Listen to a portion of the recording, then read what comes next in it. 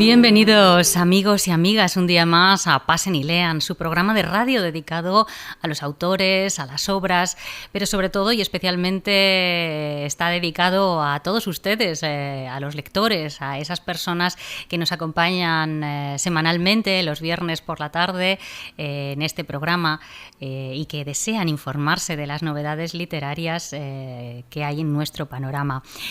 Decía Fernando Trueba que la vida es una película mal montada y un poco de esa película mal montada que es la vida es lo que nos va a mostrar nuestro autor de hoy, José Iglesias Blandón, este sevillano periodista y escritor, especialista en narrativa norteamericana contemporánea, que posee posgrados sobre creación literaria y escritura creativa.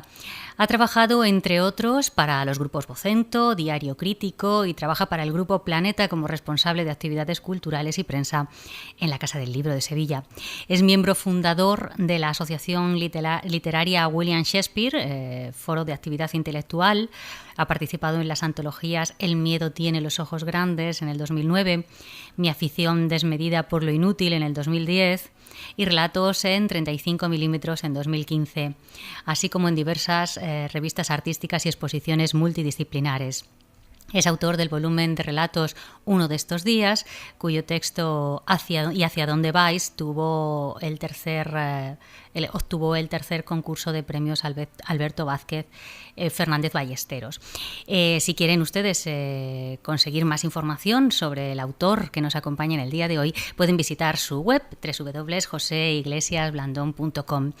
Él, hoy nos acompaña porque acaba de lanzar al mercado una obra interesantísima. Acaba de publicar Cenzontle en Samarcanda, una novela que da una vuelta de tuerca al modo de escritura convencional, convirtiéndolo en una apasionante narración que tiene un toque eminentemente experimental y una influencia notable de la narrativa norteamericana contemporánea.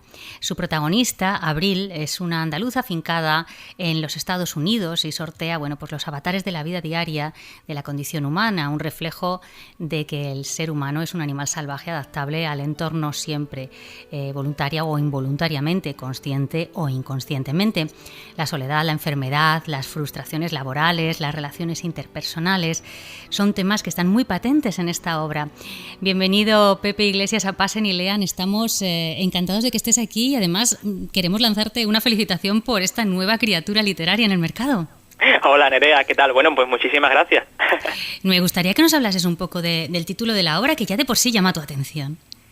Pues mira, el Cenzontle en el náhuatl, que es una macrolengua mexicana, viene a significar como el ave de las 400 voces, porque es capaz de adaptar su voz, su tono, a los diferentes estados de ánimo, a los diferentes entornos y adaptarlos, como digo, a 400 sonidos diferentes. Entonces me gustaba mucho el símil, tanto con la protagonista, que a lo largo de la novela pues tendrá que adaptar su cuerpo, adaptar sus emociones e intenciones a los diferentes entornos por lo que atravesará. Es verdad que también el Cenzontle simbólicamente tiene otras referencias a lo largo de la novela, pero bueno, eso lo dejo ya al gusto del lector.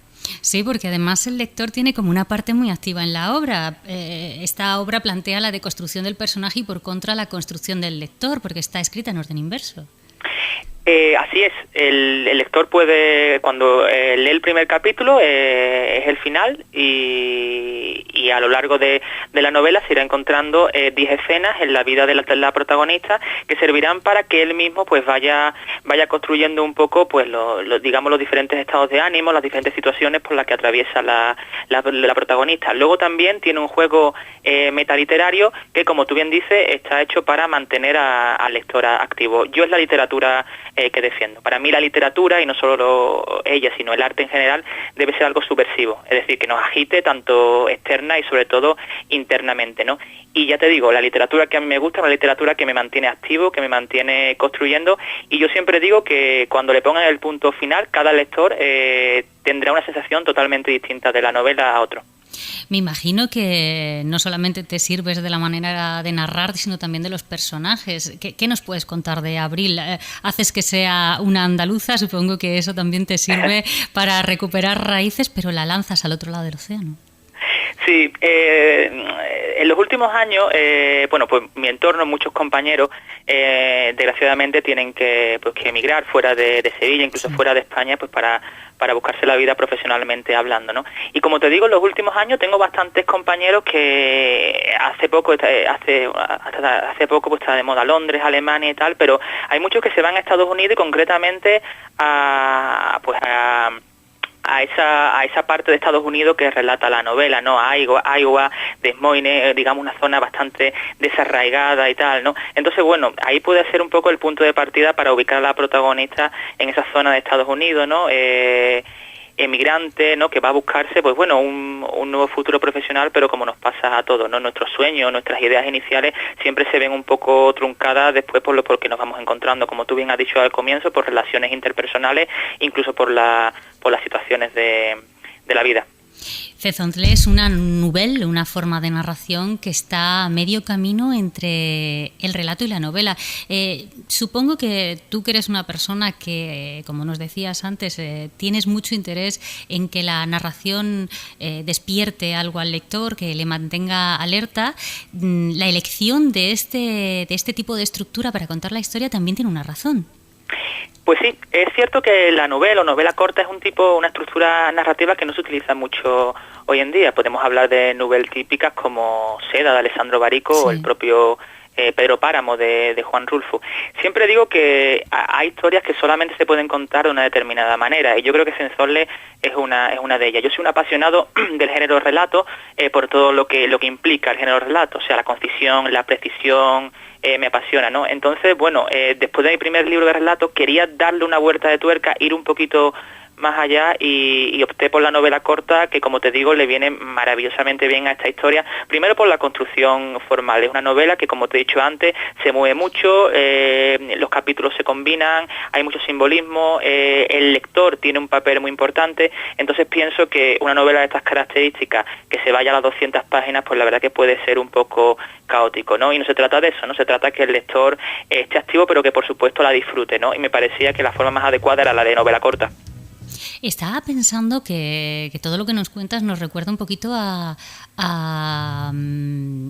la obra de Cortázar, la maravillosa obra de Cortázar, Rayuela, y pensaba que, bueno, en muchas ocasiones discutimos sobre ello, ¿no? De si Rayuela sería una obra que en la actualidad, tal y como está el panorama literario, la publicarían de un desconocido. Yo no sé si de pronto la editorial que se ha lanzado a publicar tu novela es una valiente también por arriesgarse, ¿no?, a publicar algo que tienes que contar con el lector para que esté contigo, para convertirle en tu cómplice, ¿no?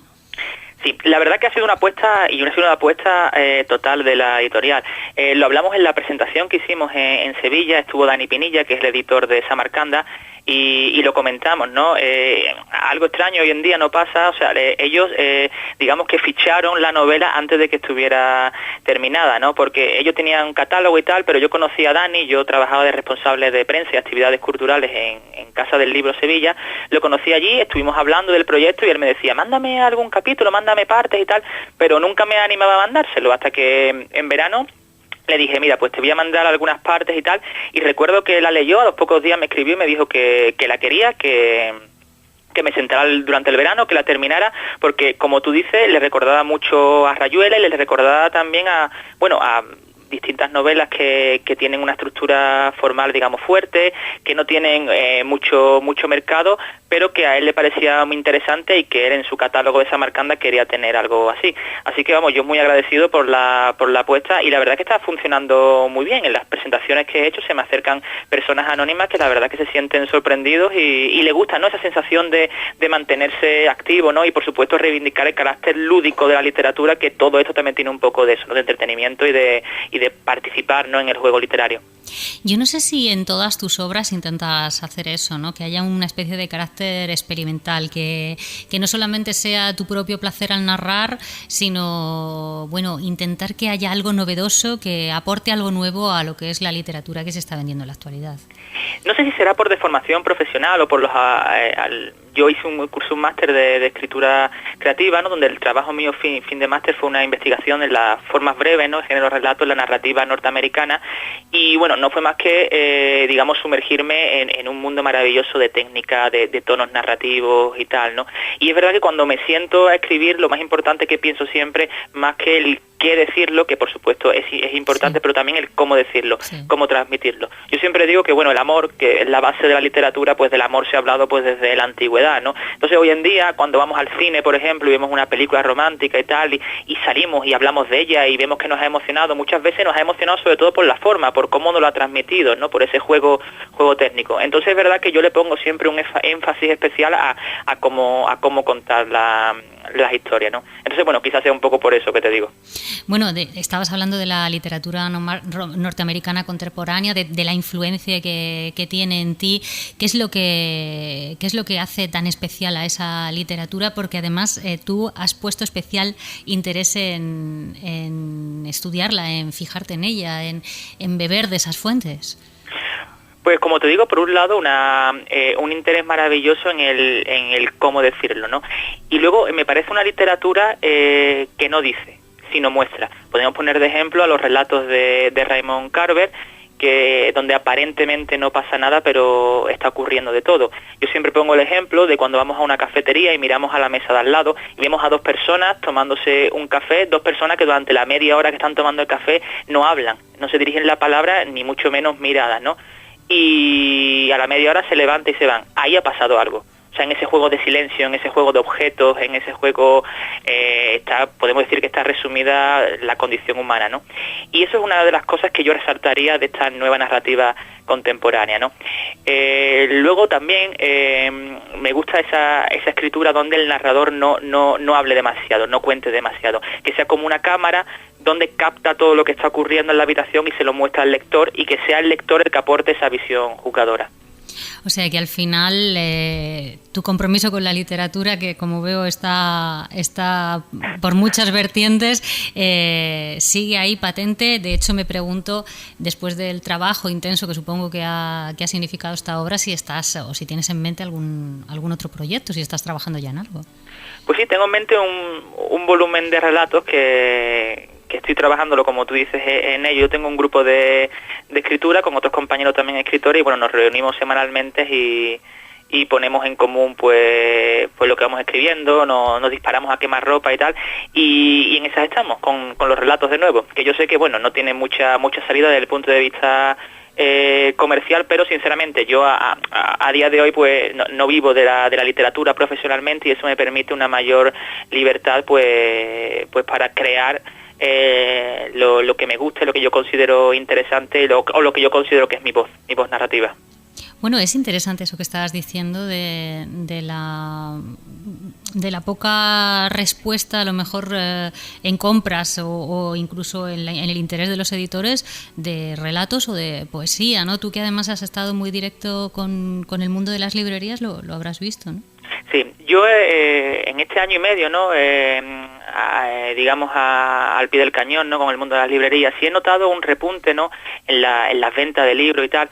Pero, y ya te digo, esta valoración que hago es a título muy personal y muy local, ¿no? Pero sí he visto quizás un repunte, no en la venta de libros, pero sí quizás una pequeña involución en la cultura, ¿no? En el sentido que se venden más libros de poesía, pero si miramos cuáles son los libros más vendidos de poesía, pues son la que yo llamo literatura de redes sociales, ¿no? Digamos, autores que se han hecho famosos por poner frases, ¿no? Tal, y luego, pues bueno, las editoriales se fijan en ellos, tienen muchísimos seguidores en redes sociales, y a partir de ahí pues van saliendo libros que funcionan muy bien. A ver, lo critico hasta cierto punto. Yo entiendo que las editoriales son empresas, ¿no? Y como empresas pues quieren encontrar rédito económico, y que a día de hoy el tema de publicar y tal responde más a criterios cuantitativos que cualitativos, de calidad. Cuando hablo de cuantitativo, como te he dicho, por ejemplo, seguidores en redes sociales, ¿no?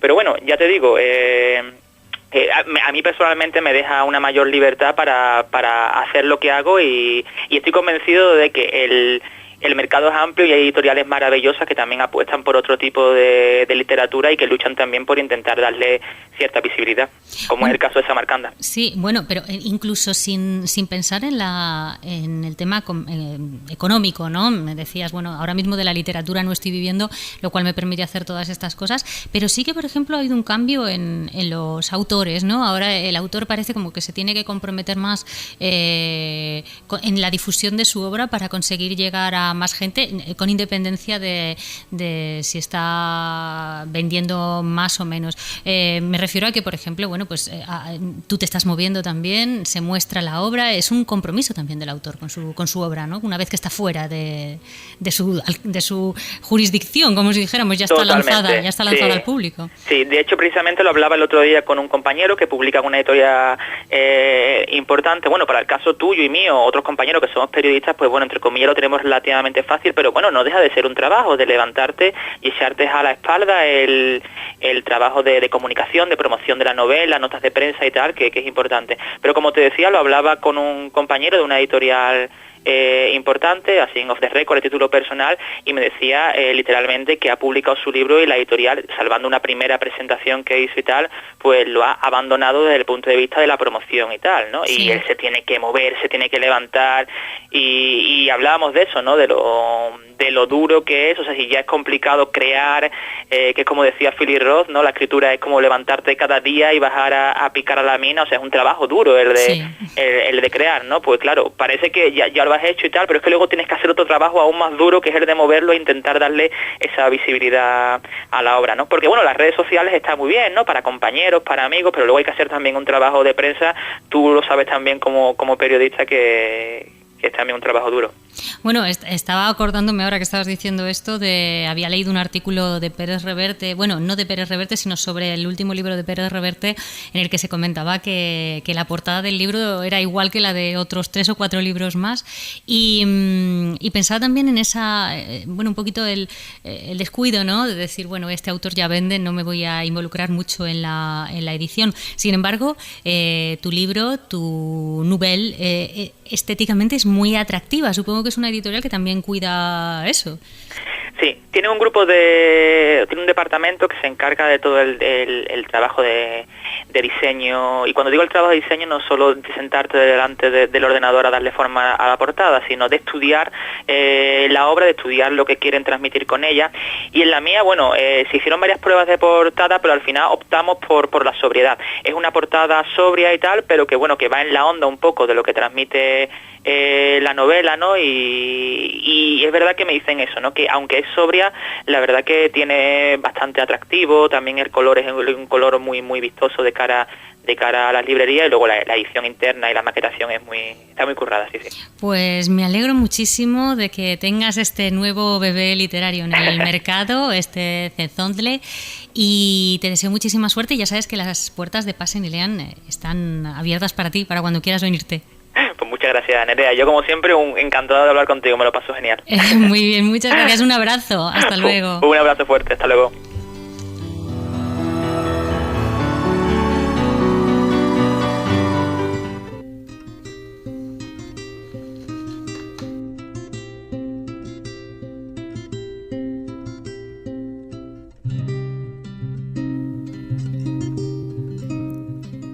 El lenguaje es el vestido de los pensamientos. Samuel Johnson.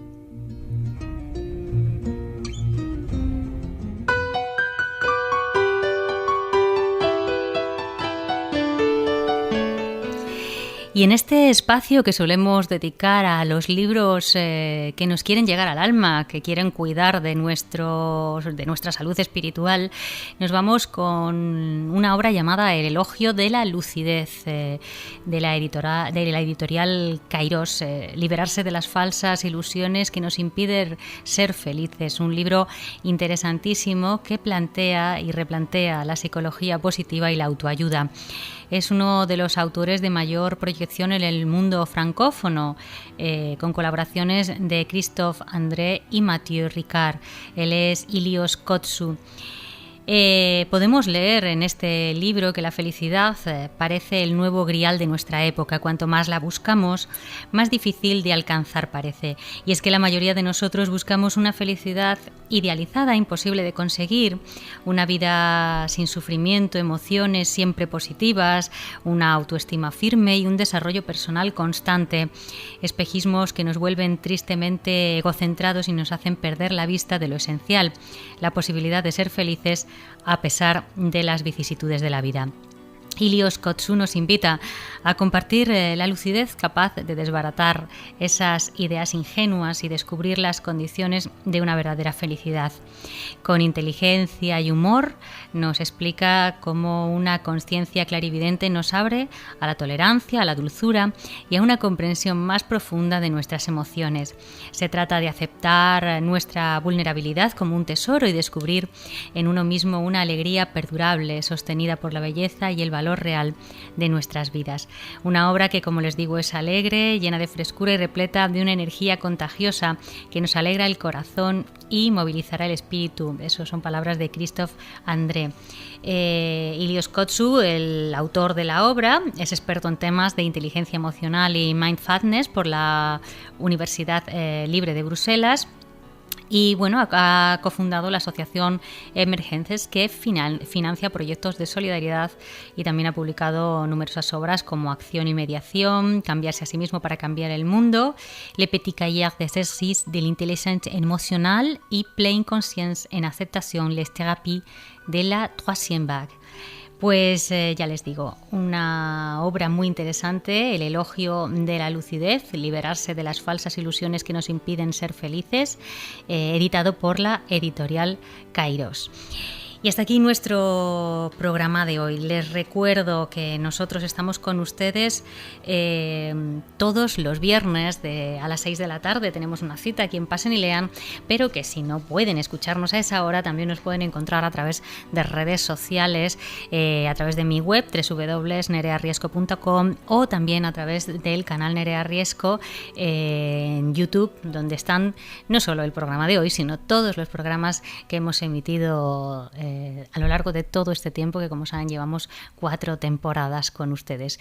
Les damos muchas gracias por estar al otro lado de las ondas y les esperamos, les volvemos a emplazar para estar con nosotros en el próximo programa. Un abrazo muy fuerte.